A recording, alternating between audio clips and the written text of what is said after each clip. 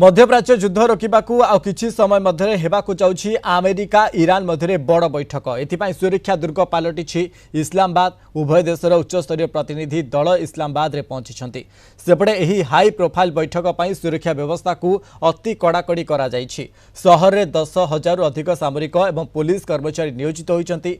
Serena hotel एवं आखपाख अंचल को संपूर्ण मात्रा रे सील कर दिया जाइछि। स्थानीय अंचल में 2 दिन छुट्टी घोषणा करा जाइछि। अमेरिका पक्षरु उपराष्ट्रपति जेडी भांस नेतृत्व नेउथा बेले ईरान बाचस्पति मोहम्मद बाघेर गालिबाफ एवं वैदेशिक मंत्री अब्बास अरगाची इस्लामाबाद रे पहुंची। मध्यप्राच्य जारी रहितबा युद्ध को बंद करने एवं एक स्थायी शांति प्रतिष्ठा पई एही बैठक अत्यंत गुरुत्वपूर्ण बोली कहा जाउछि। आलोचना पूर्व जेडी भांस ईरान को सतर्क कराई कहिसंति जे अमेरिका एही आलोचना प्रति गंभीर अछि एवं ईरान कौनसी प्रकार चतुरता करबा अनुचित अटे।